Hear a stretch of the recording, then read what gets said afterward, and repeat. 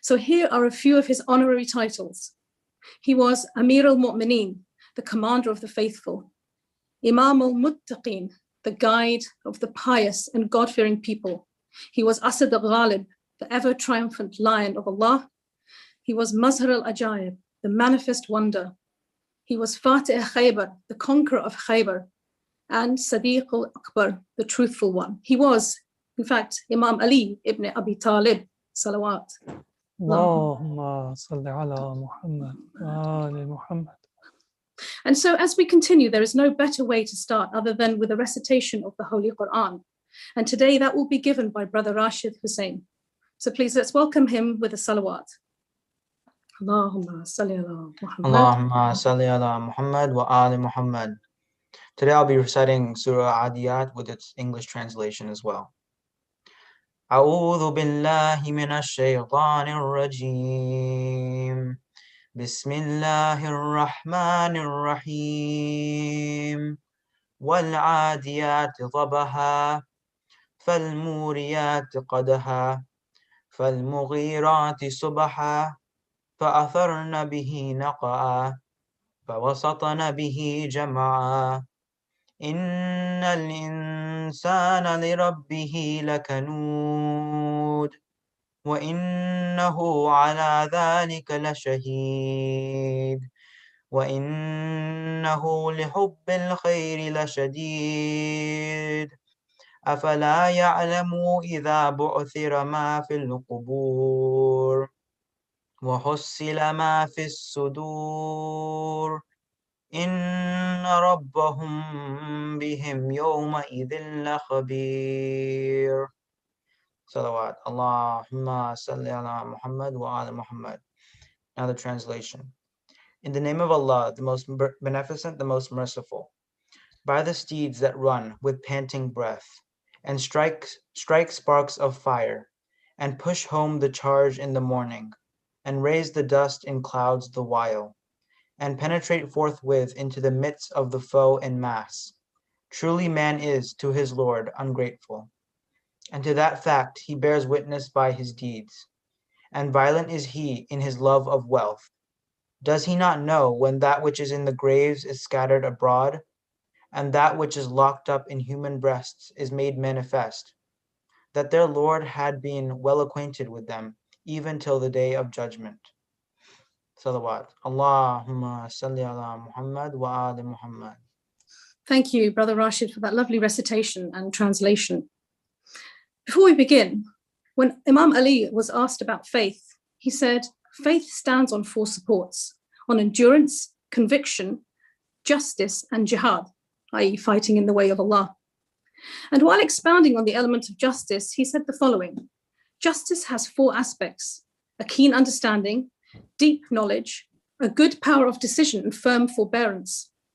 Therefore, whoever understands comes to acquire a depth of knowledge. Whoever acquires a depth of knowledge drinks from the spring of judgment. And whoever exercises forbearance never commits evil actions in his affairs and leads a praiseworthy life among the people.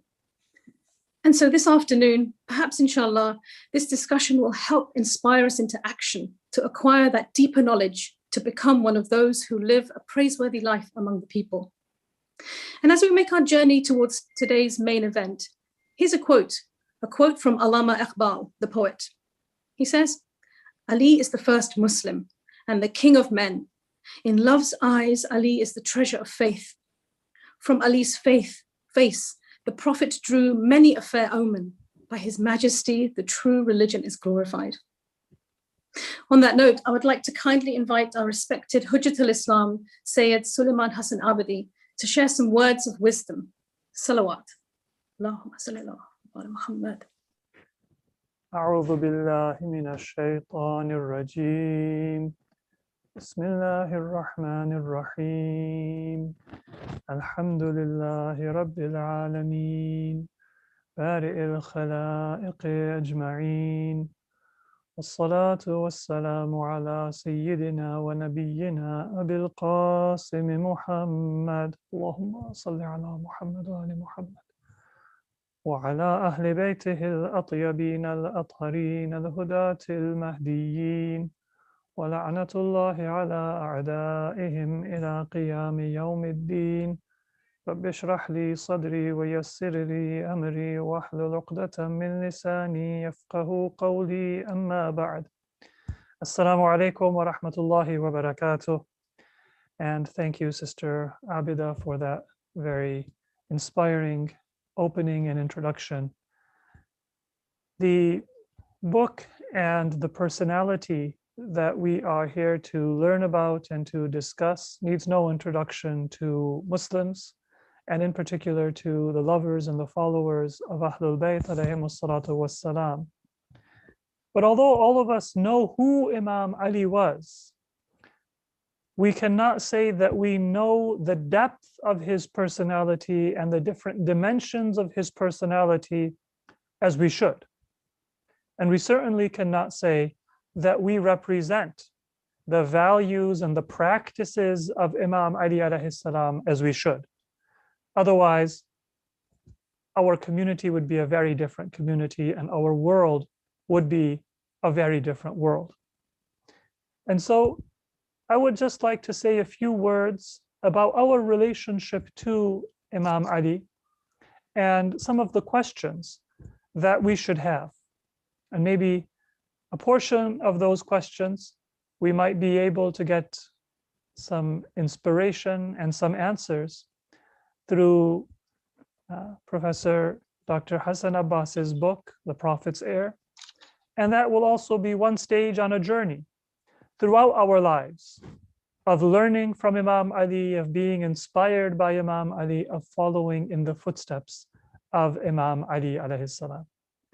And the first thing that I would like to say is that it is a very fitting title to call the book The Prophet's Heir, because one thing that is inseparable from any understanding of Imam Ali is that he was the follower and the successor and the heir of Prophet Muhammad sallallahu alaihi wasallam. His mission in life, his values, it cannot be seen in just a secular light or just in a non-sectarian or non-religious spiritual light. It is entirely within the context of the religion and the teachings of Prophet Muhammad. May God's peace and blessings be with him. And if we find that there is much of spiritual benefit within the teachings of Imam Ali, if we find that there is a refreshing non-sectarianism within the words and the wisdoms of Imam Ali, then that is because that is the essence and the nature of Prophet Muhammad's own religion and his teaching and his scripture, the Quran. And so to place Imam Ali within the context of the mission of our Prophet and the mission of Islam is to understand what Imam Ali alayhi salam wanted to do in his life and what his life was about. And that helps us peel away some of the misunderstandings that even Muslims have about the nature of our religion and our scripture. So when we speak of the Quran as the revealed scripture of Islam, in reality, we should speak of two revealed scriptures of Islam brought by Prophet Muhammad sallallahu alaihi wasallam. The written text of the Quran and the spoken text of the character of Imam Ali, and then the Imams that came after him. And together they represent the comprehensive, the cohesive, and the universal message of Islam. One of the things that we as human beings tend to do whenever we approach a personality as multifaceted as Imam Ali is that we tend to box in that personality. And so some people look at the intellectual aspect of the teachings of Imam Ali, his theological sayings, his words of wisdom, those parts of his teachings that relate to philosophy and other areas of human learning. Other people focus on the military success and courage of Imam Ali, whether in his youth, in the establishment of Islam, or during the period of his outward caliphate, when he fought for the defense of the religion from deviation and from oppression, and when he fought for the rights of the masses of the Muslims against those who wished to take advantage of them for their own purposes. But Imam Ali has a very beautiful statement. He says that although he was known for his courage and his shaja'ah, he was known as the lion of God and the most courageous of the Arabs and the Muslims. When he was asked, is courage more important and better, or justice? Justice is better, because if people had justice, then we wouldn't have the need for war, and we wouldn't need to show courage on the battlefield. Of course, Imam Ali is speaking of a certain kind of courage. Other people, they look at the simplicity of Imam Ali and how he wore very simple clothes and ate very simple foods and lived a very simple life. And that is an important part of his personality, but that was for a certain reason and a purpose, and not an end in itself.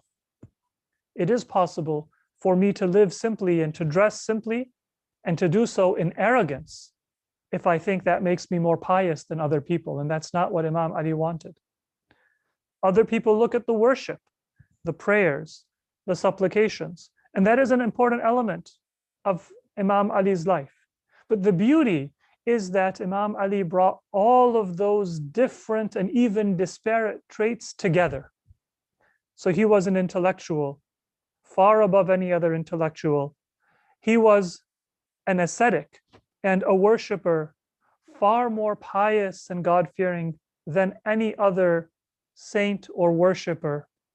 He was a warrior, far more successful and courageous than anyone else who fought on the battlefield for a noble cause. He was a philanthropist, more giving and more generous than any other human being who lived in his time or afterwards. And he had all of these traits of learning, of action, of service, of devotion and worship together. And that is why he is a role model for us, and he is one that we will never exhaust. And so it is a great honor by Allah when he allows us to spend a portion of our lives learning, reading, and studying about Imam Ali. And then it is another honor of Allah if he allows us to share what we have learned and to spread that to others. And it is another honor of Allah when he allows us to practice and implement what we have learned and represent it in our own lives. And it gives me great pleasure to say that Professor Hassan Abbas has been blessed with an opportunity to study the life of Imam Ali in depth, and blessed with an opportunity to share that. And I pray for him and for all of us that we are also blessed with an opportunity to continue to learn and grow and understand Imam Ali better and more comprehensively, and that we take what we know and learn, and that we put it in practice in our lives to make a better world and to make a better community.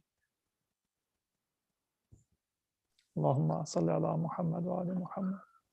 Jazakallah. Thank you so much, Sayyid Sulaiman, for your words of clarity and deep meaning, especially in like the way that you put it, that we should learn, be inspired, and follow the footsteps. Alhamdulillah, inshallah, we can all put that into practice. Although I haven't had the pleasure of reading this book in its entirety, I was only able to grab hold of the first 60 pages that were available on the web in Google Books. I'm anxiously awaiting its availability for sale on March the 16th, inshallah, when the Prophet's Heir will be available for all of you. At the beginning of the book, it gently beguiles one into a beautifully told story where Professor Hassan Abbas has skillfully intertwined the Prophet's life journey with that of the life of Ali alayhi salam, as they are undeniably tightly linked. This is evident from the Prophet's hadith that I am the city of knowledge and Ali is the gate. I really like the way that at the beginning, Professor Abbas mentioned that at the tender age of 10, Ali alayhi salam was given a special favor from God, that he was chosen as the closest person to the apostle of God, even before the official declaration of Islam, akin to a moth around a candle or a young camel following in its mother's footsteps. Indeed, Prophet Muhammad alayhi salam was Ali's friend, mentor, leader, and they were certainly inseparable. Every so often in the book, just at the right moment, Professor Abbas bolsters his work to create a rich tapestry of events by using relevant Quranic ayats, by using apt quotes from historians and excerpts of poetry, and furthermore, he's incorporated samples of exquisite art and illustrations. There's one particular image that is available online for you to look at if you're interested. There is no doubt that this book strengthens the truth of Allah's religion. It confirms the propagation of the message of Prophet Muhammad, and furthermore, it validates the multifaceted character of Ali. Professor Abbas does this by drawing from a host of balanced sources from the Islamic and the non-Islamic world, and he uses those texts adeptly to highlight the unwavering trust that not only his first followers, Khadija and Ali, had for him, but the trust of his followers that continued throughout the mission and beyond. At this point, I'd like to introduce our esteemed guest, Professor Hassan Abbas, by highlighting some of his extensive achievements. He is a distinguished professor of the International Relations at the Near East South Asia Strategic Studies Center at the National Defense University in Washington.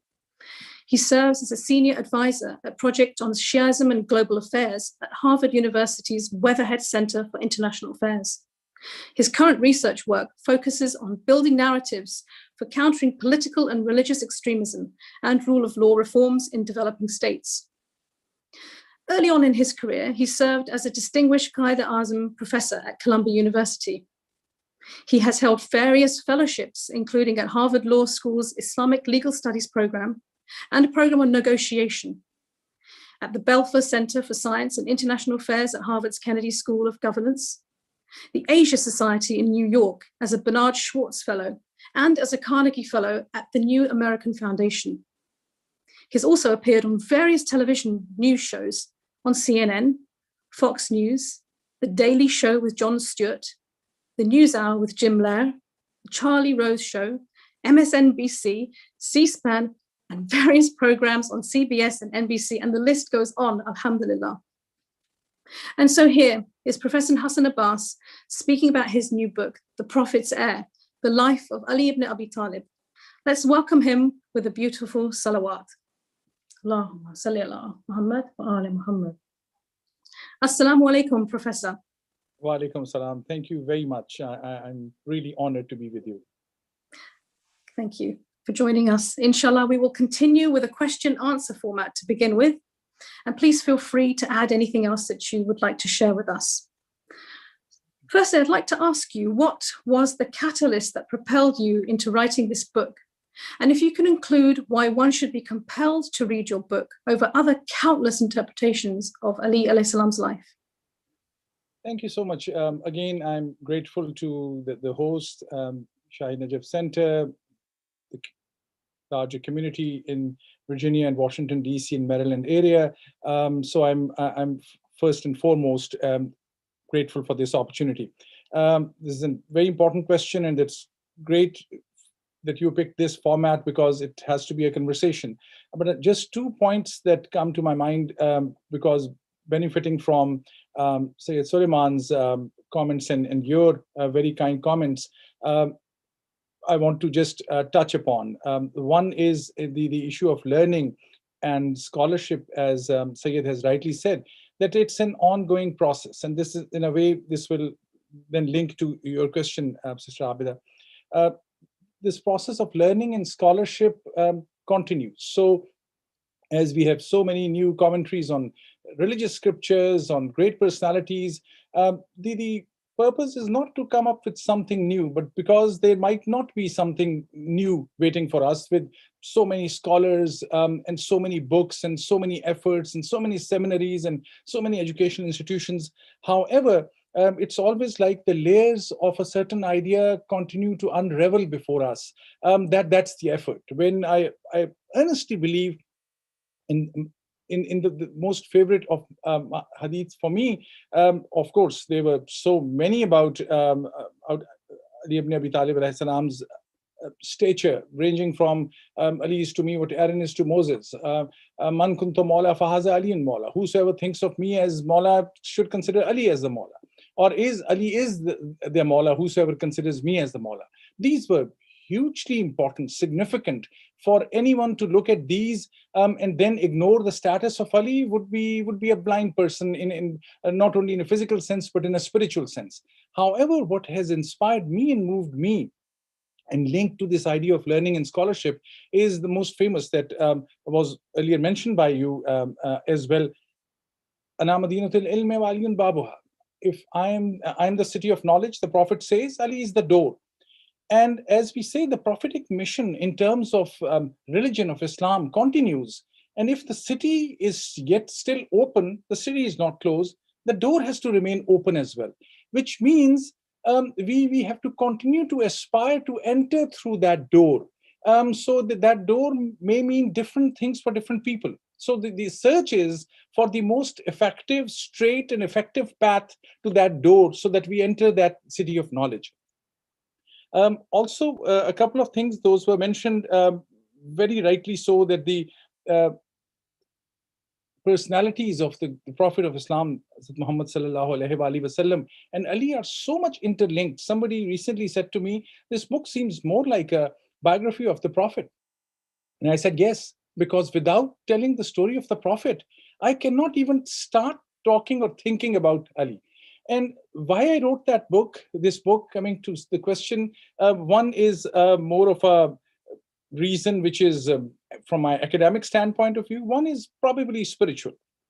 The academic one is when I was talking to my publisher, and as you very kindly mentioned details of my academic career, I've been extremely lucky in the United States to benefit from all those great opportunities, educational opportunities, teaching, research.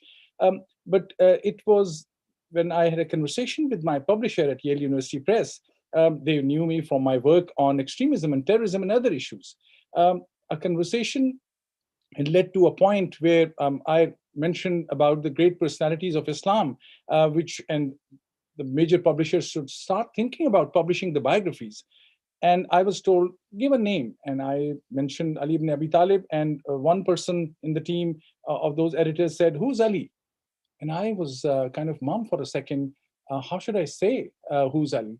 Because I was not expecting the why question. And when I mentioned in response, I was told, yes, that's a very important personality, it appears. But why Ali's biography today? Why our readers should be interested in Ali today? And at the spur of the moment, what I could think of is, I think, the reason why I wrote that book. I said, at that moment, there would have been no Al-Qaeda, no ISIS, and no Taliban.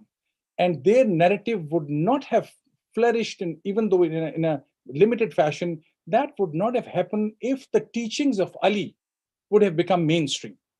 And teachings of Ali, which means the interpretations of Ali, which are linked to the Prophet and through that path. And that got my publisher really interested. They said, oh, there's a relevance today? So of course there's a relevance today. The second is spiritual, in a sense, which I think this was, even to get the opportunity to write about Ali ibn Abi Talib was not really a decision on my own. This was a special, I believe, a reward or a special kindness to me. And I owe it to my conversation with Jon Stewart at The Daily Show, which was also a breakthrough for me, for an academic to book, which was my previous book on Taliban, for that book to be picked up by the most popular media channel and media program. And he, towards the end, asked me about something. How do I understand the divisions within Islam? And is Islam so exclusive? Can Islam really coexist in America, in a Western society? And I couldn't think of any other answer, but I said, no, one of the most important spiritual leaders after the Prophet, Ali, had said, people are of two kinds. They are your brothers in faith or your brothers in humanity. And that was a moment when I think John Stewart wanted me to, okay, can you stay for the second segment? And that led to my book becoming a bestseller, the previous book. I earnestly believe it was that one statement which opened the door that I got this opportunity to write on Imam Ali. Sorry for the longish introduction. But now very briefly coming to your question, why someone should pick this book.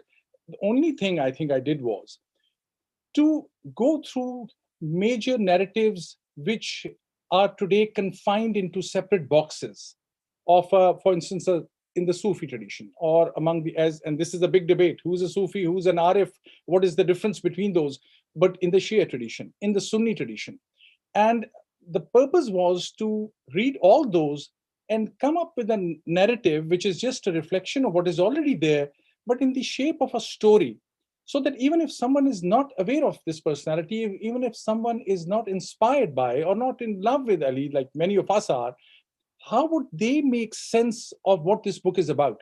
So it is a story based on references. The most of the hard work went into this effort, that if I had a source from Shia for any important point, I had to find a Sunni source as well.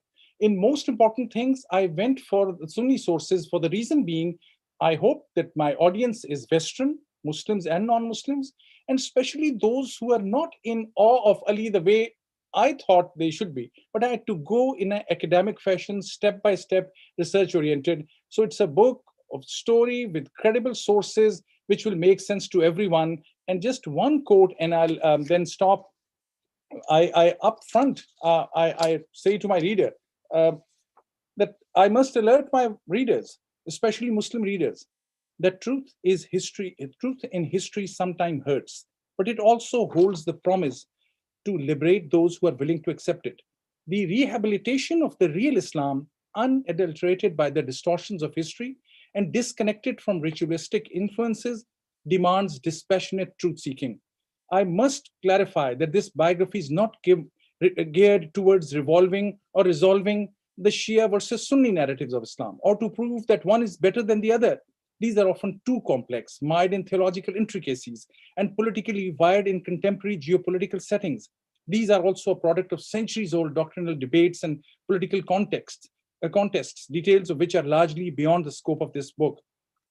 So the purpose was to get a narrative which is substantiated, authentic, just for people to have a look at that and make up their own minds. Thank you. I'm sorry I took long in my first response. No, not at all. Thank you very much for your detailed response. It's always interesting to hear why an author chooses to write a book. And I think you've got many reasons as to why you did it, alhamdulillah. So your target audience then is mainly for Muslims or non-Muslims, or it's meant for a book for everyone. Is that correct?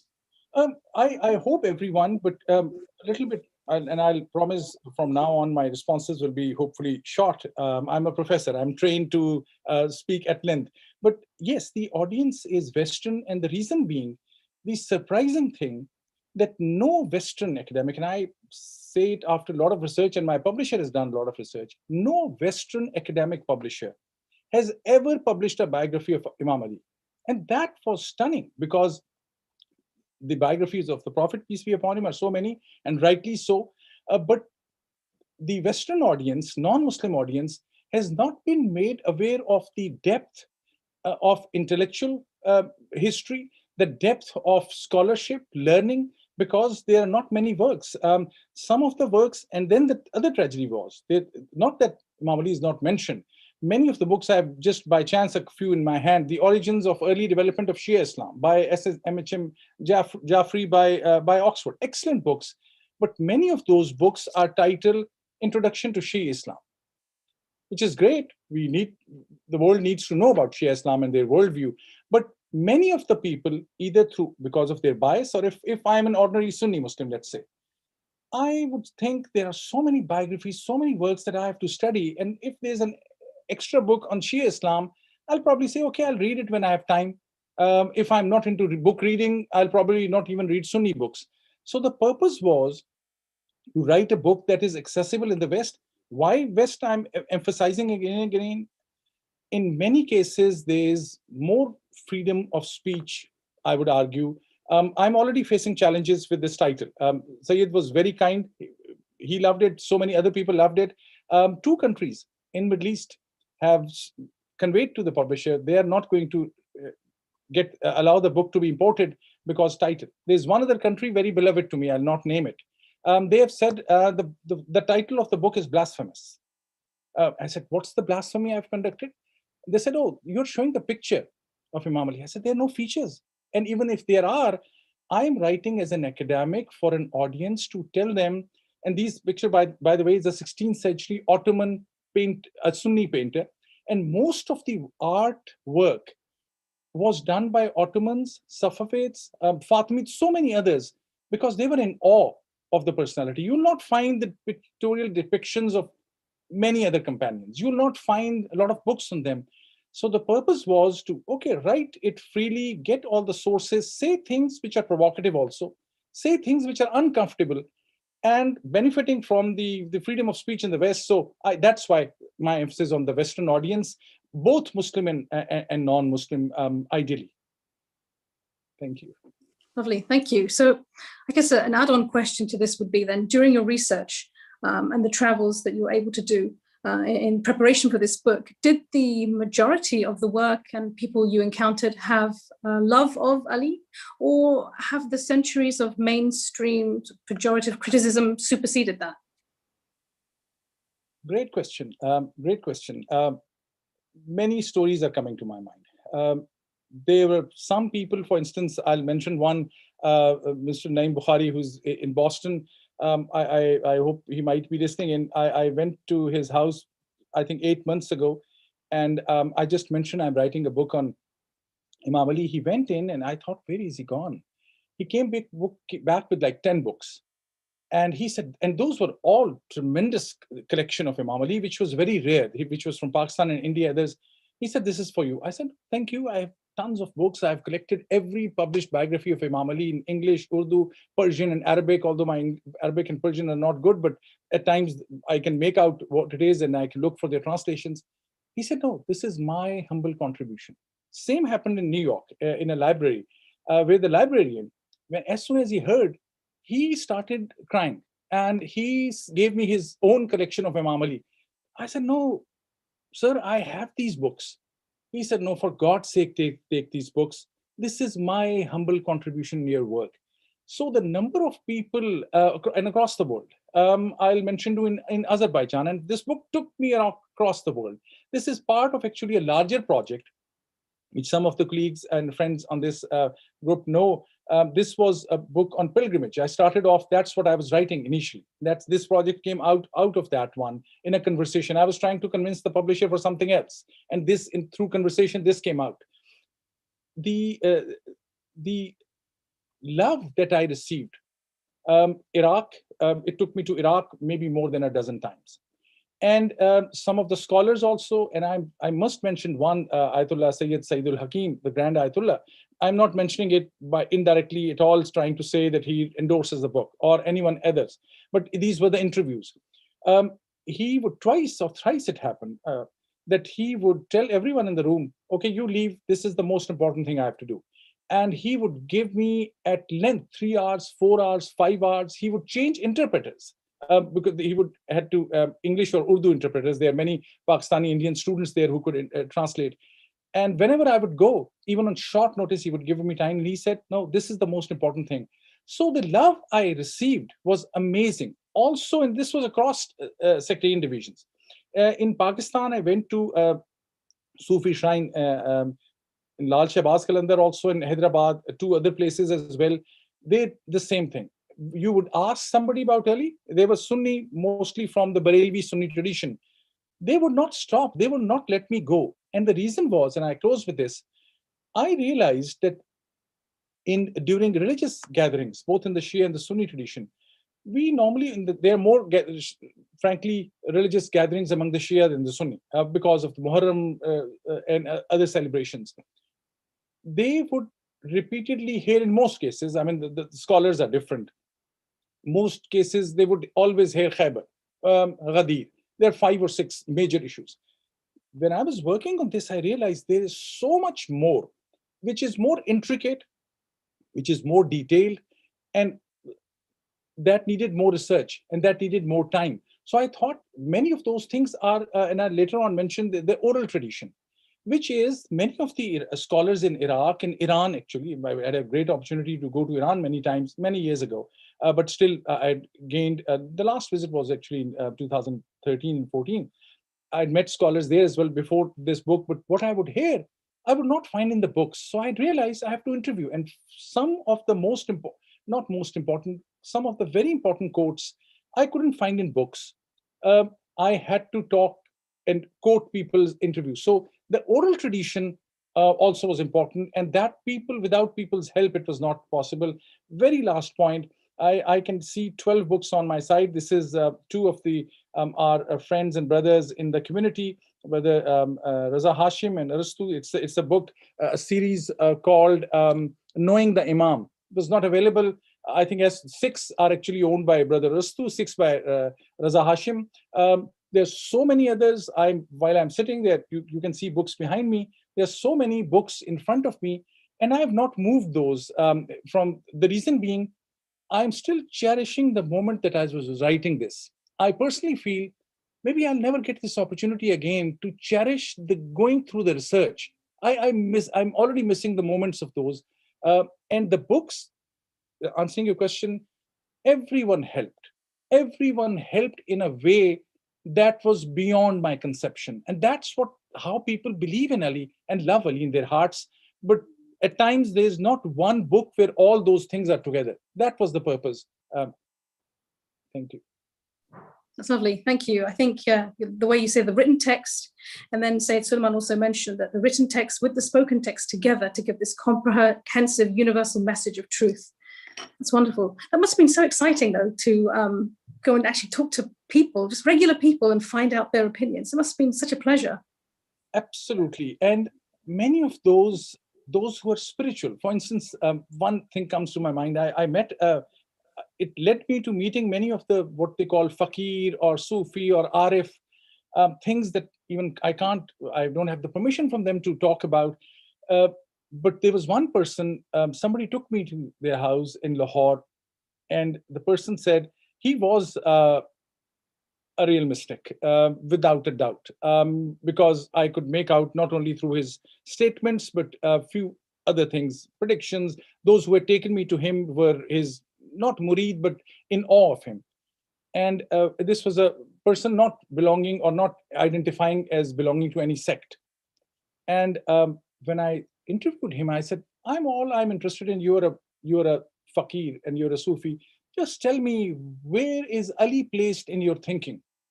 He looked at me, he said, what else is there for any mystic to think about? Without that door, there's nothing. And then he mentioned to me, and that which I can share, he mentioned in a certain way, but he said, the door for every mystic opens from one phrase. The first wird they have to do is Ali Wali, Wali Ali. He said, unless somebody is a master of saying Ali Wali in the real sense, Ali Wali, Wali Ali, you cannot even enter that door. So it is those amazing stories. I mean, for instance, this story is not in the book. And on the final day, when I was thinking, the final editing, there was a clear limit to what I could do. And I'm still thinking I have so much more that maybe I'll do another anthology, another explanation of this book. So the stories and stories are there of people who are in awe. And that's how Ali is different. Imam Ali is different from everyone else after the Prophet. It's not to demean somebody.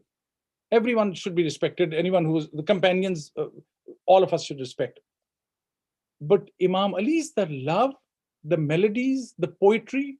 You give me another name about whom even 1/100th, I'm not saying 1/10th, I'm not saying 1/50th. Show me anyone else with 1/100th of the poetry, the qawwalis, the songs, the narrations, the books that were focused on somebody else, not even collectively. So there's some mysticism, there's some mystery with the name of Ali and his legacy. And that was the way I might not have been able to even open the first page of that, but that was the attempt.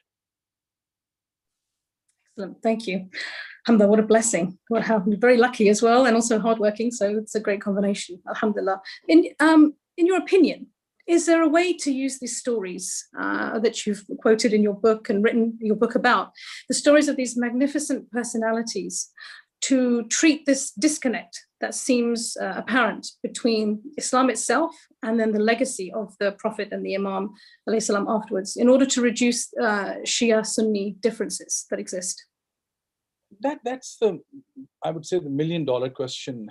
And what I've figured out in my research is that most of the narratives about the status and the spiritual elevation about Imam Ali, there's a consensus on those. I'll later on give you an example, but for instance, the famous verse from Quran, which came to the Prophet just before, Prophet peace be upon him, just before going to Ghadir, which is an extremely important verse. God telling the Prophet, stop, basically, convey the message you were supposed to. If that message is not conveyed, nothing is conveyed. I'm paraphrasing, of course, or that you have not performed your role. Very strong words. And this invites people to think about it. And those three words, tafakkur, tadabbur, and tabligh. We are not, one of the mystics I met, a great mystic who had huge influence on me and used to say, I would ask him, I'm writing on this or Imam Ali. He said, listen, who has asked you to be a muballigh? Who has given you the task of giving tabligh and proselytization? God is not asking you to do tabligh. God is asking you again and again to do tafakkur and tadabbur. And the implied thing was, you first have to think and introspect, then you go out and talk about these issues. So the way people, our role is to invite people to think, and they're already thinking. The books from the first biography of Imam Ali, and I mentioned this in the book in Arabic language, one of the very first ones, which became the most prominent biography of Imam Ali, was written by a scholar from Sunni tradition. I still remember my conversation with Sayyid Suleiman over a year ago. I'm not that he's host and he's here, but I'm have great respect for him and for especially his father and mother who are great scholars in their own right. I think I was with all of them and I mentioned something and Sayyid Suleiman said to me, so you have you read the Sharah of Ibn al-Hadid? Frankly, at that time I had known very little of that and I got embarrassed. I said, oh, I have not even read that. And the scholar, on his kind of encouragement, I had to read through it, through the translations. And I figured out one of the best and most important sharahs of Nahj al-Balagha, the commentaries on Nahj al-Balagha, the book attributed to Imam Ali, was done by Sunni scholars. So I think the big project of bringing the Sunnis and Shias together, Ali is the personality. Ali is the personality whose legacy can bring people together. But geopolitics, not to say there are no differences. I'll be absolutely wrong if I'll say different. There's a huge issues of imamat, of khilafat, and others. But even today, I was listening to a lecture by a leading Pakistani scholar from Barelvi tradition, the most popular. And he made a whole speech on Panjatan Pak. And then he said, anyone who's not believing in the 12 Imams is not a Sunni. The same thing I found in Ottoman tradition. In fact, there's a scholar who's in United States, Turkish American, who's written a book. His PhD thesis is that Ottoman Sunniism is actually, he's calling it should not be called Sunniism in Ottoman tradition. It should be called Ahl Baitism. He's come up with a new word because he says all the original sources refer to Ahl Bait in so depth. So the point I'm making is, at one level, it seems so easy to me if our hearts are open. And that's what I meant. At times we confine ourselves. I mean, I'm part of, with all the respect, part of one group, WhatsApp group, great scholars. I've got the best translations of every major book from Shia tradition from that group. But members of that group think Ibn Arabi is non-Muslim, Mullah Sadra is non-Muslim. Those of you who know, these are big personalities in Sunni tradition and Islamic Sufi tradition. There is so much debates, theological debates, which at times take us, not that those are not important and those have not contributed, those isolate us. And we forget the commonalities. And so long as we are focused on the commonalities, I think it becomes an easy, if I call it a project. That's, I would say, in response. That's a great response. Thank you. So I guess in line with that, with all the tadabbur and tafakkur that we should be doing, what would you like to see, first of all, your own community doing, and then the communities at large, inshallah, after reading your book? As an academic and as a writer, I mean, one thing, it sounds a bit selfish, but that's how the way things are, the way the books are marketed. For an academic, normally the best thing is if it gets reviewed by leading scholars and in journals. But that's not the way to get the book to an ordinary reader. And the great thing in US is, whether you go to, inshallah, the situation will improve after COVID-19, whether you're at a train station or an airport, you always find people buying books. So people read books. And most of the books on Imam Ali or even on Islam are written for specialized audience, which is great. But we need to make those books that are written on Islam, which are popular, are not written by Muslims. At times you would read a book which will be excellent, you would love it, and then they would say such a thing that will be so offensive that it will put you off and you leave. There are at least 6 books written on my right side, which I've stopped reading. Not that those were not great, but there was something which I found so offensive that I said, okay, I need to absorb this and I'll get back to this. So what I need from community, or my request is, read the book, buy a book, read a book. If you like it, if you think it is making sense, then buy another copy and at least give it to one non-Muslim. If God has given you more resources, buy 2 more copies, give one to a library. In US, that's another great thing. Even a small town, and you know all this better than me here in this audience. Libraries, once you get into the system of a library, in the search, somebody can do a search on Islam, this book comes up. Give it to, if you are a Shia, give it to a Sunni. If you're a Sunni, please share it with a Shia. Just yesterday, I'll give you one example. I was being interviewed by a leading Islamic Sunni group yesterday. They want to do a book event. So far, I've been extremely lucky with 6 groups. By chance, all 6 were Shia majority. So I was a little conscious. This is a leading Sunni American group. There were 2 scholars. I had a terrific conversation with them. They said, when I said to them, I said, look, I want to reach out to all the Sunni brothers and sisters. He said, excuse me, we don't call ourselves Sunni. I said, what do you mean? He said, we are Muslim. And that's, by the way, another issue. Many of us, we emphasize our identity so much that we, by our own narrative, keep ourselves on the side. But that's besides the point. The group, what they said to me was, they said, fine, we don't want you to go too deep into the differences. I said, look, I have written this book to bring people together. So yes, I have tackled every difficult conversation, but with respect, with sources. So you may disagree, you may agree. But yes, if there's a larger Sunni audience, I have a narrative, not that I will change my narrative, but I'll emphasize and focus on those things. Then they asked me a question. They may be listening in. So it is out of love that I'm saying. And it was a very honest question, I realized. But that question to most people on this group will probably stun you. They said, you have mentioned there were antagonists of Ali. There were some enemies of Ali. We don't know who is the enemy of Ali. So we have, out of 5 questions, we want to ask you one question. Please, who you think was the enemy of Ali? Because he was so much loved. There's no enemy of Ali to us.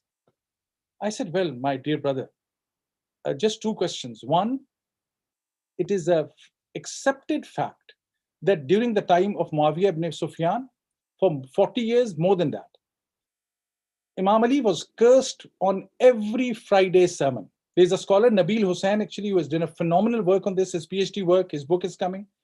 So this is not a Shia narrative. This is widespread Sunni historians. If Ali was so beloved, just right, it's not a secluded group in one other corner of the world, right after Imam Ali, 40 years, being cursed every Friday. So was there no enemy of Ali? The second question also is, why Imam Ali's grave had to remain a secret for over 100 years? It was not for a mystical reason. It was for a very physical, very security-related reason. But the questioner, I believe them 100% because they don't know. And now Shia, for instance, will say, well, come on, they don't even read the books. They don't even read the history. And I will ask a counter question, and this is, I'm saying some challenging questions out of love. I had been to every major Shia major gathering, I think for the last, I'm 52 now, so at least for 45 years, or maybe more, 50 years actually. We start going to Majalis from day one. And some of the names, if you had asked me 3 years ago, give me all the names of the 4 pillars of the Shia school of thought, Sheikh Saduq, Sheikh Mufid, Sheikh Tusi, and maybe I'm telling my own ignorance, maybe this group is far more knowledgeable than I am, and I really hope so. I was not aware of their books. I even never had their books. Kafi, yes. Qurani, yes. But before Qurani, you need to understand the pillars, and Maulana Suleiman will correct me if I'm wrong. There were so many great scholarly works. Most of our people don't know about those works. Same in the Sunni school of thought. When I mentioned this to this leader, that one of the most important books, and I close with this, was actually from Shahe Sitta, the 6 legendary books of hadith in the Sunni tradition. This one by Sunan Nisai, and this I had the great honor to actually read this sitting in Haram Imam Ali for, I think these were last 15 days of the month of Ramadan. Every day, this is a very short book. It took me 10 days, every day, all the time sitting, because I would stop at every, and this is a book, by the way, called The Special Characteristics of the Leader of the Faithful, Ali ibn Abi Talib. Sunni hadith scholar. What he has collected in this book, at times I feel this is more than what the Shias may have done. And when I mentioned to them, I said, actually, I will not go out of this book by Sunan Nisai to establish what is the status of Ali. Not to be in a polemical sense, but in a real sense. And they were so happy. They said, please use this book. I said, of course I'm going to use this book.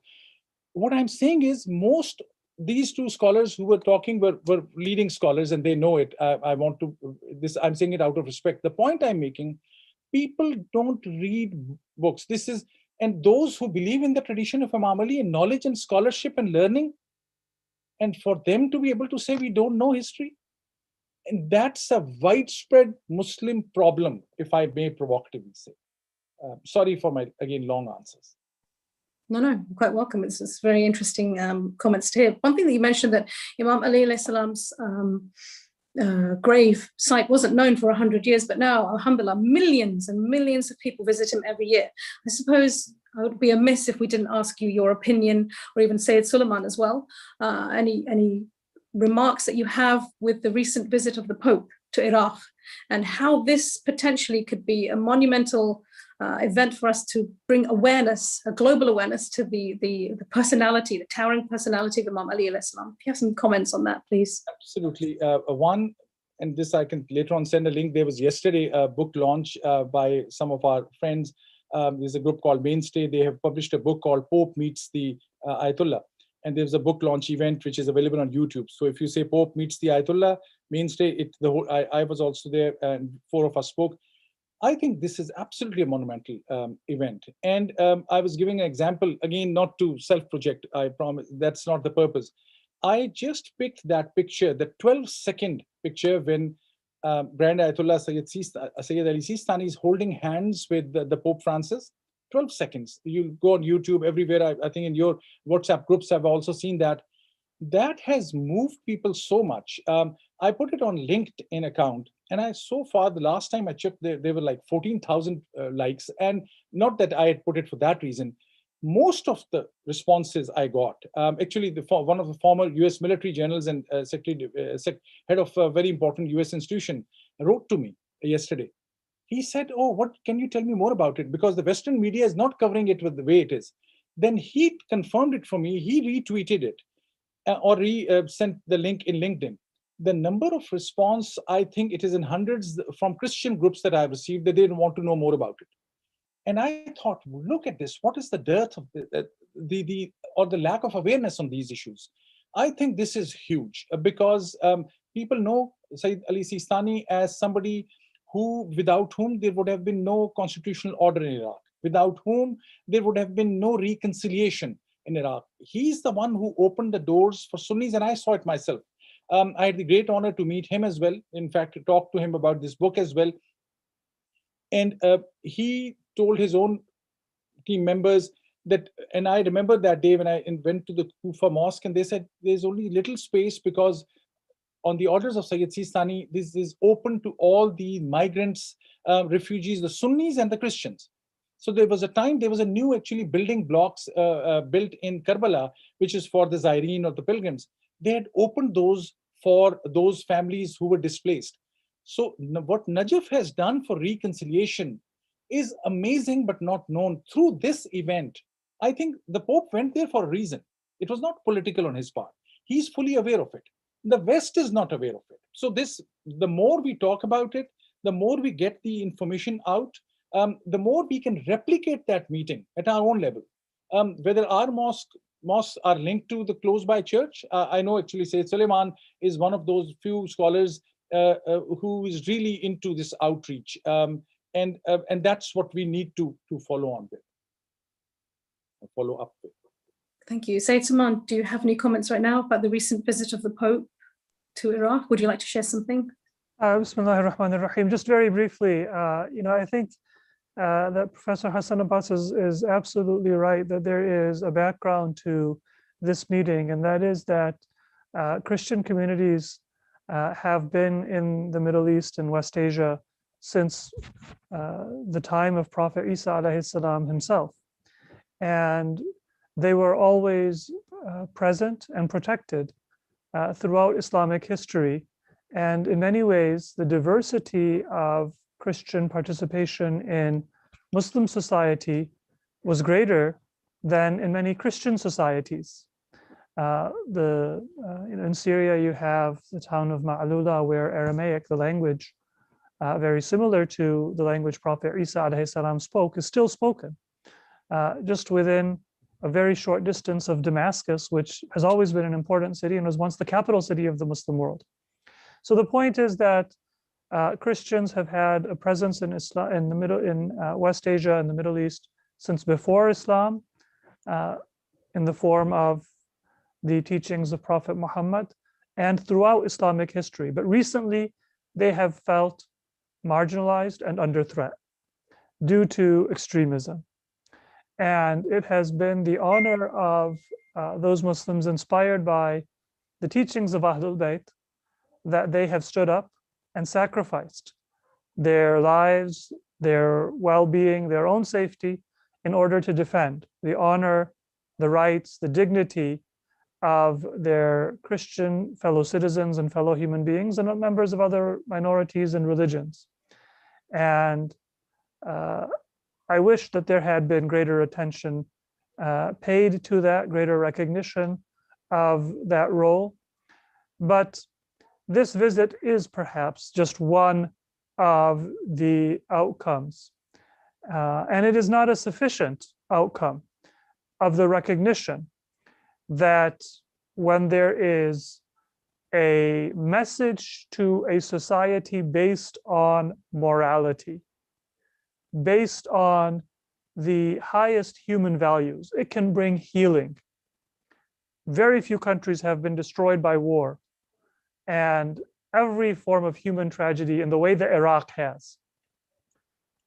But the society has remained vibrant. It has been able to heal in spite of immense challenges because of that moral presence and that moral voice. And that is something that in our own ways, we need to replicate. And just like the Shia or the followers of Ahlul Bayt in Iraq, you might not get recognized and you might not get praised for opening those doors, but that isn't the purpose for reaching out and standing up for causes that are important for humanity. So I think it's very inspiring for us to look not just at the outcome of the meeting between Pope Francis and Sayyid Sistani, but at the background and the way in which the teachings of Ahlul Bayt and the commitment to Islam inspired a form of sacrifice to protect the rights of others that I don't think we have any other example for in modern history and probably in human history. Jazakallah, thank you so much. I think at this point now, Professor Hassan Abbas, if we can ask your kind and dear daughter, Sister Zara Hassan, to come and share a reading from the passage of your book, The Prophet's Heir. If I could mention that Sister Zara is not only your daughter, but she also played a huge instrumental role during this entire process, namely being your research assistant while the book was being written. So please, if we would like to have her join us, that'd be really nice. Thank you. Absolutely. And I'll say one more thing before Zara starts. This whole project was more of a family project.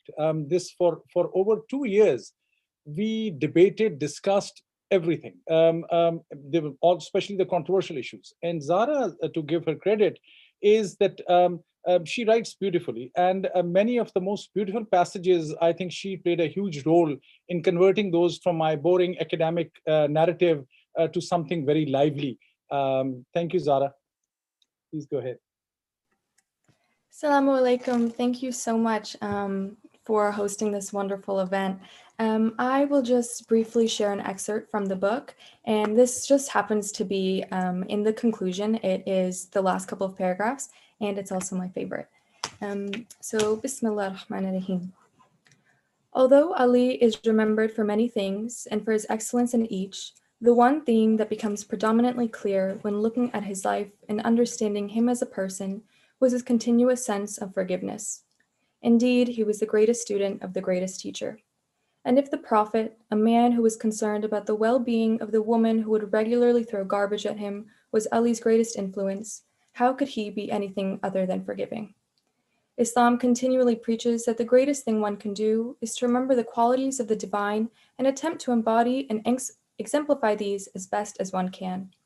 If God is the most merciful, with every action on the part of the faithful to be preceded by the words, "In the name of God, the most merciful, the most compassionate," how could a man like Ali, who was so devoted to God, practice anything but mercy and compassion? A soft heart is the best heart, as the Prophet taught, and to have such means having no space for hatred or grudges. This ideal of compassion followed Ali to his deathbed, where he advised his sons to handle his killer with fairness, telling them to loosen the rope around his wrists to lessen any pain, and to give him water. Even his enemies continued to be astonished by his degree of mercy, which made it all the more sorrowful when they chose to act as they did anyway. The purpose of this biography is to share the life and legacy of a person with a magnanimous character and illuminating personality whose timeless message can bring people together. Someone who is unique and unmatched in his qualities and his interpretation of life. He had enemies, of course, and they remain to this day, but they are minuscule in comparison with the followers he has and the grace he exhibited. This is not something he was ignorant of either. He knew from the day he stood in the Prophet's tent at 11 years old, before a feast and in the midst of a crowd looking angrily at him, that he would often face trouble in his life. When he was the only one to raise his hand when the Prophet asked who would support him, and when he was laughed at, he did not falter. When he was ignored after the Prophet's death, he was patient and expectant. When he became caliph and people plotted his assassination, he was not surprised. He knew that he had people who loved him and who loved God, and that was what mattered. He spent his life spreading the values of selflessness, forgiveness, kindness, equality, justice, spirituality, and tolerance. And even as trauma faced him and his family, he knew that what he had was eternal. With these, he opened the hearts of so many across eras and continues to do so. He knew he had accomplished his mission of carrying on the Prophet's legacy and sharing the truth of Islam. And so, even as the sword struck him in his final moments, his last words rang truer than anything else. The line of God's last roar was as gentle as it was honest. By the Lord of the Kaaba, I have triumphed. Thank you. MashaAllah, beautiful. Thank you so much for sharing that, and so beautifully read and wonderfully written as well. So at this point, we'd like to, with your permission, open up the floor to any questions that anyone may have on the Zoom call. You're welcome to either write it in the chat, or you can please feel free to unmute yourself and also perhaps turn on your video if you'd like to, and ask any question pertaining to this wonderful piece of work that's been written by Professor Abbas. So please go ahead, and if anyone has any questions.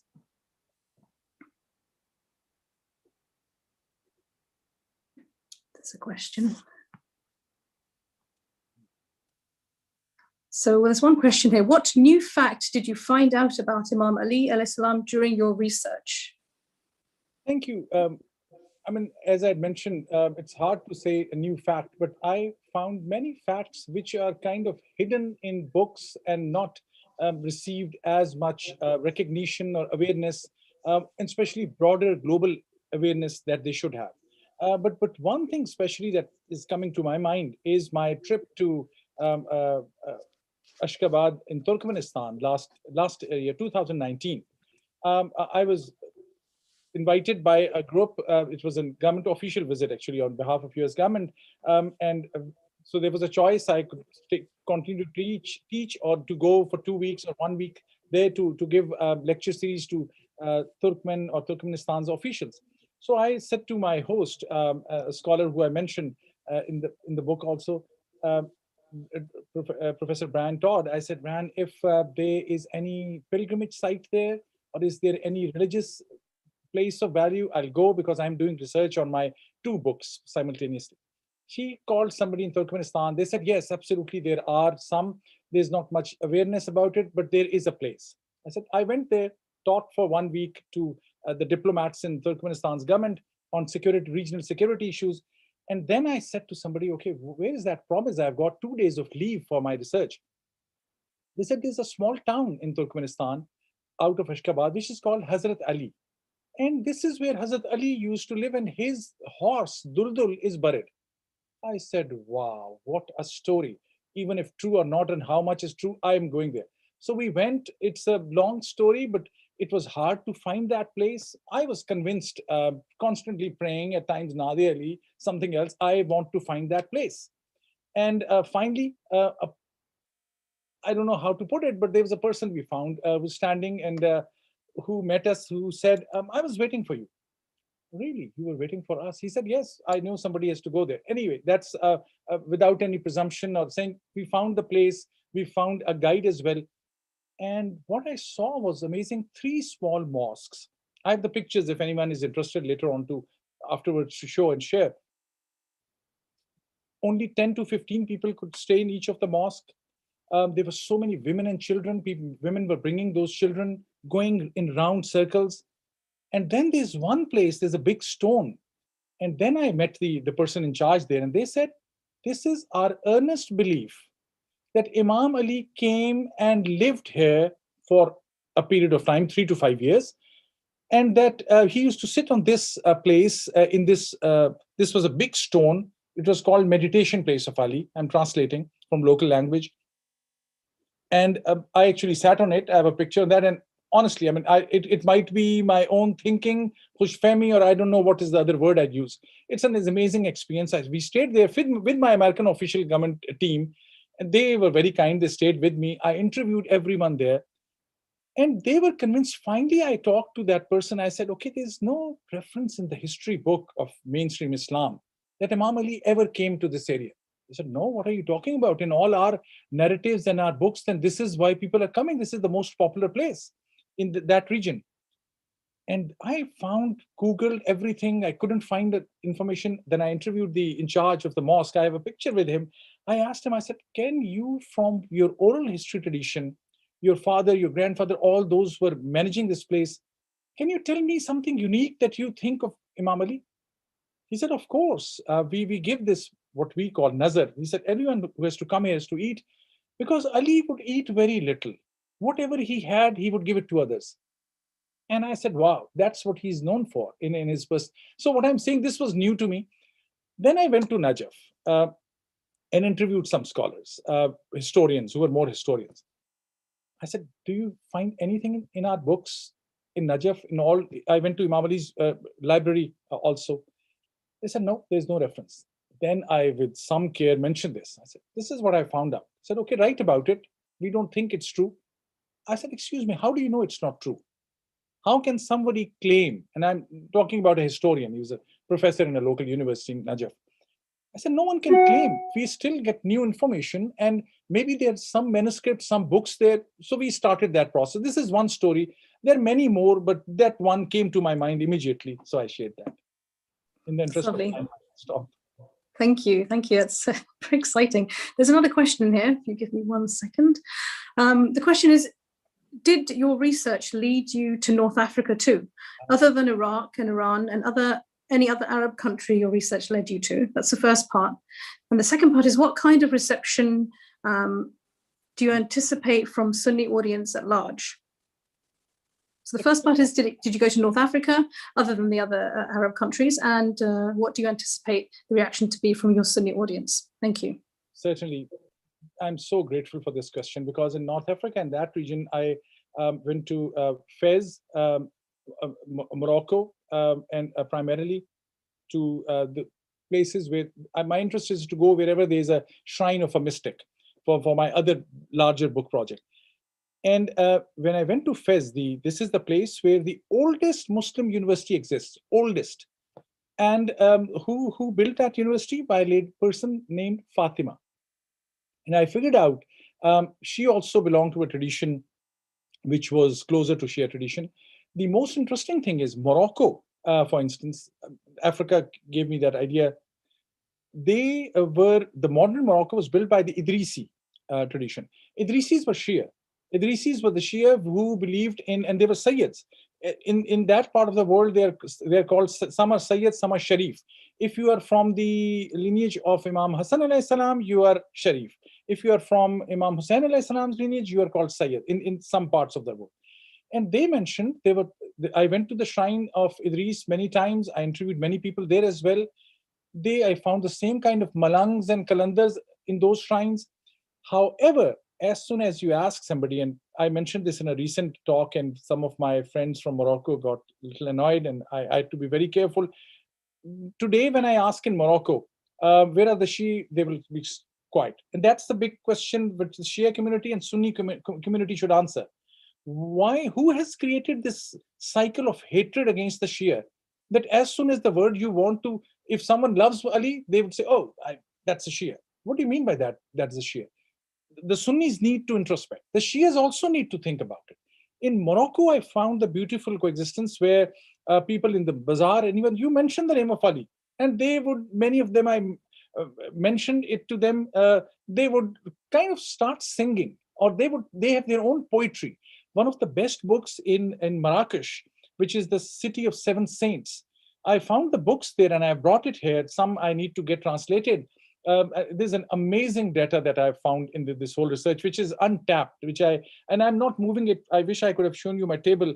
I'm not moving it here because I don't want to let go the feeling that I've given up on my research on Imam Ali. But going to this North Africa, huge tradition. Today, they're all called Sufis. And this is the political thing. Those who wanted to be politically correct and away from persecution, wanted to be not called Shia, they called themselves Sufi. Now, the actual Sufis, and Sayyid Sulaiman will tell us better, there's this debate, whether who's an Arif and who's a Sufi. I'm not getting into that debate at this moment. It's a very complicated one and very sensitive one for some Shias. The point I'm saying, those who claim to believe to the esoteric tradition and mystical tradition, they are so many in Africa. There are more enlightened Sunnis who are, for all practical purposes, Shia, I would say, in terms of their love of Ali. I'm just give you one example. Some people read Iqbal, and I've collected, in my book, I mentioned all the beautiful poetry of Iqbal on Bibi Fatima Zahra Salam Alayhi and Imam Ali. If you read that, and there are people who say, oh, so was Iqbal Shia? I would say, does it really matter he was Shia? Look at what he has written. No Shia has ever written about Bibi Fatima the way he has written. He is in one of his poems, he says, I wish I could go circle around the grave of Fatima if I find it. And I want to circle it and ultimately take the dust from that grave and not only kiss it. He said, I would prostrate in front of that dust, which is Fatma's grave dust. Show me a Shia who has said this, except the Arif. It's out of love. I mean, this vocabulary. So North Africa, huge lovers of Ali. It was amazing on that. I'm sorry, my long answers are out of my passion and love for the topic. And what kind of reception from the Sunni audience? It is so interesting. While talking to you, I received the message from what I was just mentioning, the major Sunni group, and mentioned that they have given a very beautiful answer and they want me to do that event. I am thinking some will be shocked. I have been mentioned it out of respect. I have not disrespected anyone, but I have put the history out as it should be. Saqifa, the Western independent scholars are saying it was a backroom deal. Hazrat Umar, the second caliph himself said, he used specific words, it was a fault. On the deathbed, according to mainstream Sunni scholars, Tabri, who says Caliph Abu Bakr on his deathbed said, I am really regretful about 2 or 3 things. And he said, one of those is, why I sent people to the house of Fatima? That mentions another important aspect. Second thing he said, I wish I could have asked the Prophet before his death, what is the role and status of Ansar in the governance? I'm paraphrasing. Indirectly, he was saying, I wish I could have asked him, because what we did was there was some issues with it. The point I'm saying, again, I'm not jumping to conclusions. I am projecting from Sunni sources. Whenever my Sunni brothers and sisters, and I hope there'll be some who listen to it, they will find anything which may appear controversial. I have Sunni source for that. The book is not written in a way that I want to project. I never started with an end in mind, honestly, because that would be dishonesty in a different sense. Whatever my personal faith is and my beliefs are, I had to keep some of those on the side and think from the Western mind point of view, avoiding too many details, avoiding getting too much into controversies. At times, these controversies take away from the beauty of the narrative and the message. Imam Ali was much larger than the current controversies in which he's being his legacy is being buried. So Sunnis, I hope will like it. So far, honestly, I'm getting very good response.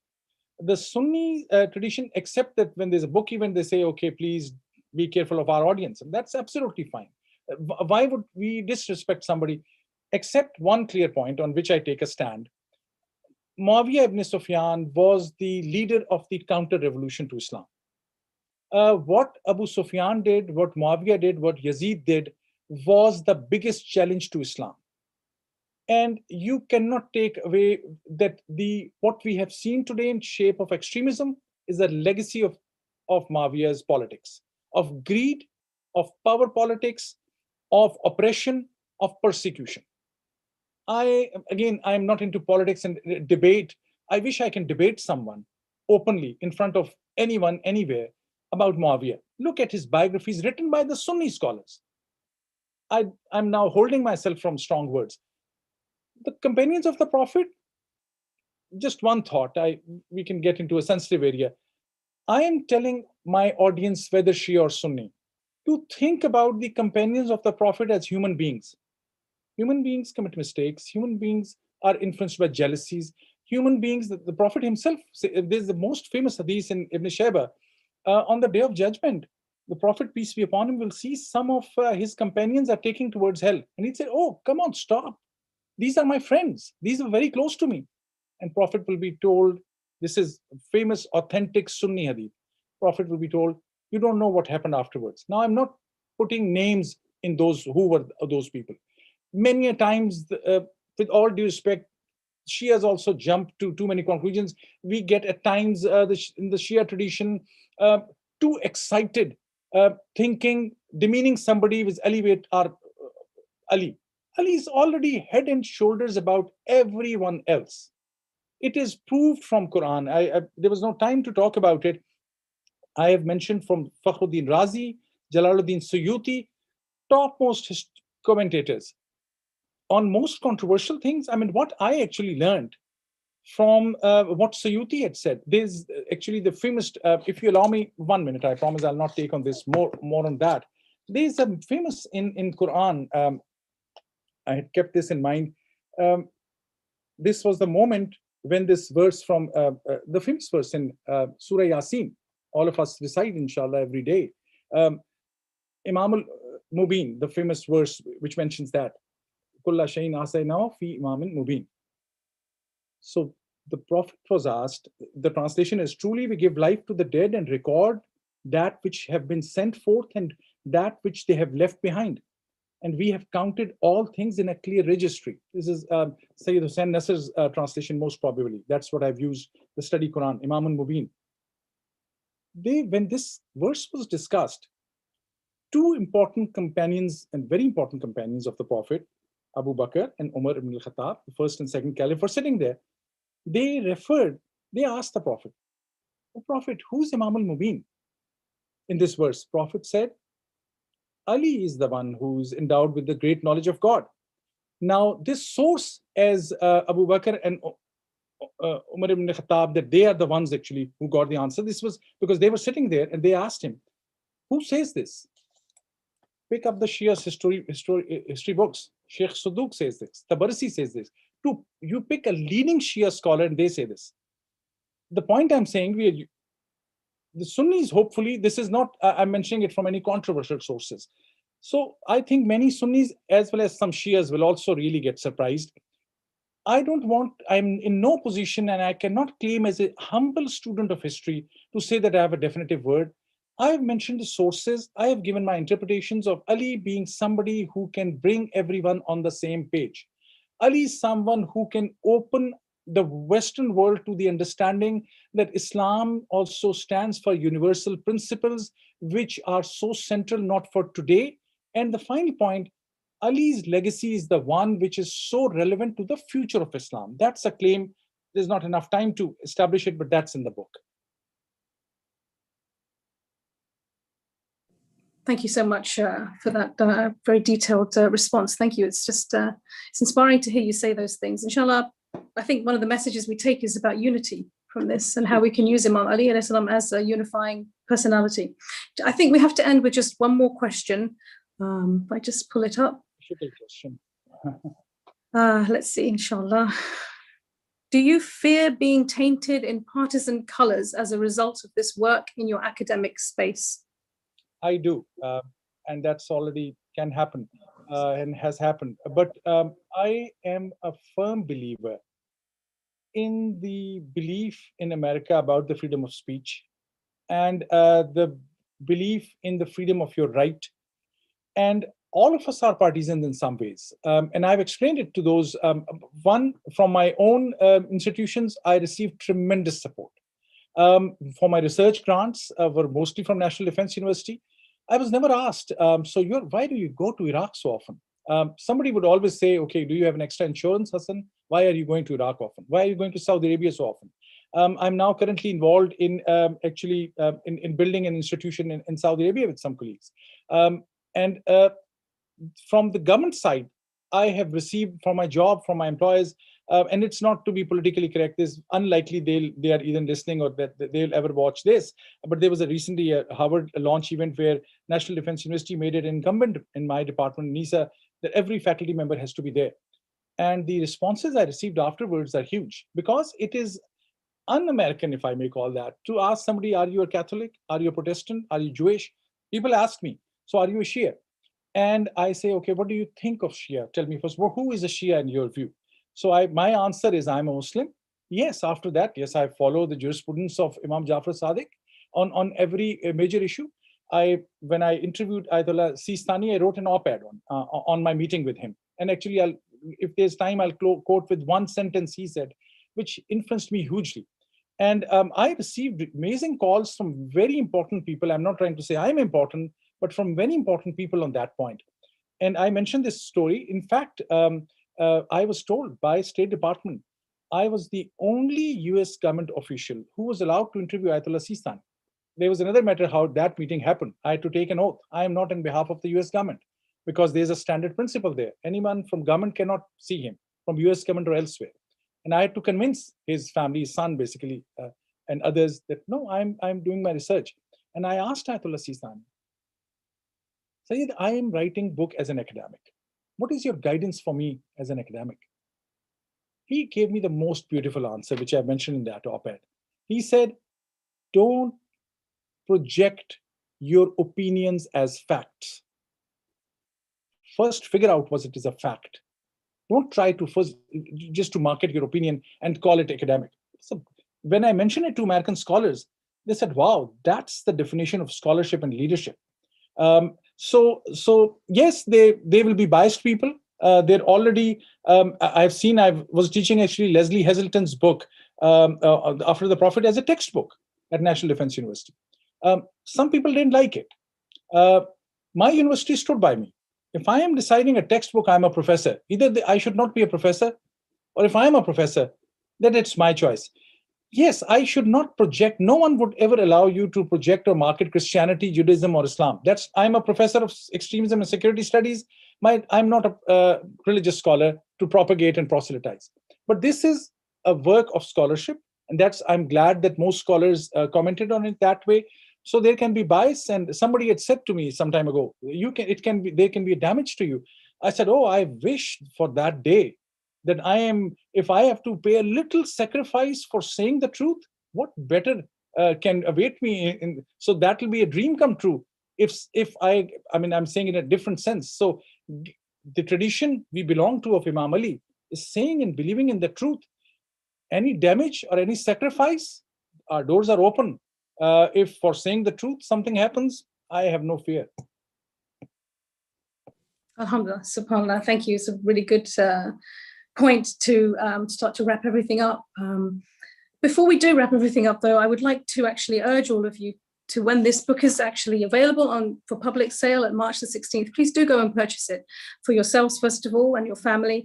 And if you have the ability to, we encourage you to please buy another book for a friend, or like the professor was suggesting, buy it as well to donate to a library.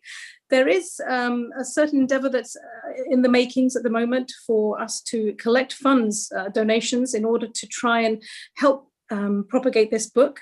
And there will be more information, I believe, at shahenajaf.com.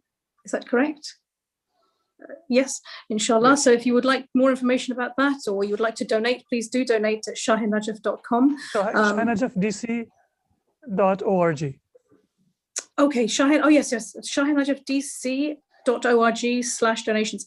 Inshallah, maybe we could send another email or something out so people will be able to help in this fantastic endeavor. So on that, yes, please go ahead, sorry. One is that this initiative that you mentioned, this has come as a surprise to me recently, actually just a few hours ago or yesterday. I'm extremely thankful. It's not, this is the support from the community, 4 or 5 people I'm told who have this initiative. So I just want to mention that and thank some of the people very briefly because I was mentioning some names. I've got my very dear friend Sayyid Ali Abbas, many of my Sayyid Muhammad Ali Abbas. I have tested many of my most controversial theories on him. Not to say that now that if you find something controversial, Ali Abbas is with me on that. No, it was just to have a sounding board. So I have many in the community, Raza Hashim, Sayyid Muhammad Ali Abbas, I think many others. I'm forgetting some names, so please forgive me. But for this community in this area, I'm very thankful for their support, and especially these dear friends who I wanted to mention. Thank you. Alhamdulillah, thank you so much. And again, thanks to everybody who participated in today's session, book launch. We wish you all the best of luck, inshallah. And we'll end with some closing remarks from Sayyid Sulaiman Hassan Abadi. Thank you. Jazakallah. Bismillahir Rahmanir Rahim. I hope we all benefited and learned from a very stimulating conversation. Thank you, Professor Hassan Abbas. Thank you, Sister Abida Hussain, for excellent moderation, and all of our listeners and participants for your questions and comments. As we have seen, there are many dimensions to Imam Ali alayhi salam. We started out from talking about his attributes and the many facets of his personality, but then there is another important element, which is the memory and the inspiration that different communities of Muslims have received from Imam Ali in their religious life, in their society. His legacy is part of our history and part of our identity. And so I hope that this book, The Prophet's Heir, can be one part of our effort to come closer to Imam Ali. In Nahj al-Balagha, we have letters, sermons, and sayings of Imam Ali. And then there is another important genre, another important part of the legacy of Imam Ali that has come down to us in writing, and that is the du'as of Imam Ali. Du'a Kumail we learn from Imam Ali. There are other du'as, munajat. These are also an important part of our connection to Imam Ali. So let us use this month of Rajab, the month in which Imam Ali alayhi salam was born, and a month that has been attributed to Imam Ali to learn from him, to come closer to him. And Imam Ali is most closely associated with the value of justice. And justice is something that is sorely missed in many parts of our world today and our society. May each of us adopt the values and the character of Imam Ali such that we are able to represent his values in our lives and in our world, and bring the world closer to the ideals that he taught. Thank you all for your participation in this event. And inshallah, we look forward to the release of the book shortly. Inshallah. Assalamu alaikum.